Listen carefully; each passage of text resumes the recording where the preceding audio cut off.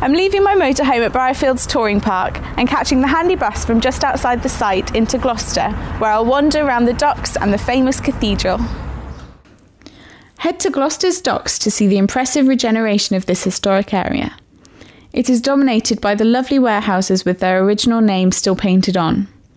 There is a variety of things to do, from eating at one of the many restaurants to going in the National Waterways Museum or shopping in Gloucester Quays. Here you'll also find the Antique Centre, which has 3 floors full of temptation and a cafe in case you get weary. We even found a narrowboat cafe, Cafe on the Cut, where you can get breakfast, lunch or afternoon tea in a quirky and relaxing setting.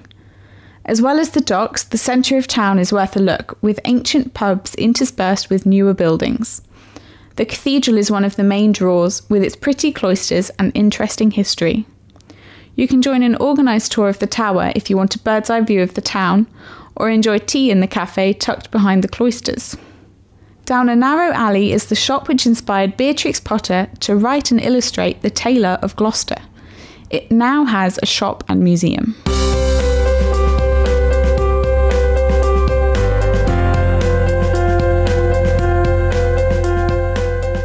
I've come into Cheltenham to see the lovely Regency architecture, like this, the Royal Crescent.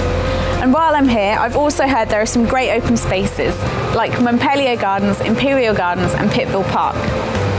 And of course we can't forget the shopping, or the pump rooms where you can try the spa water which gave the town its name. This beautiful town is easy to walk around and the bus drops you right in the centre. There is great shopping from the high street regulars to the niche shops of Montpellier Street and the Promenade, known locally as the Prom. It is here that you'll find Neptune's Fountain and the Minotaur and Hare bronze sculpture. When your feet get weary, stop in at one of the lovely cafes and restaurants, or head to Imperial Gardens with the impressive town hall, or Montpellier Gardens, where you'll find an unusual climbing frame to keep the kids happy and beautiful landscaping. Make sure you also head out of the centre, north to Pittville Park. There are all sorts of things to do here, not least visiting the impressive Pittville Pump Room, where you can taste the spa water or just enjoy the splendour. There is no charge to visit or taste the historically medicinal waters, but you'd be wise to check ahead of time what the opening hours are and whether there is a private function on.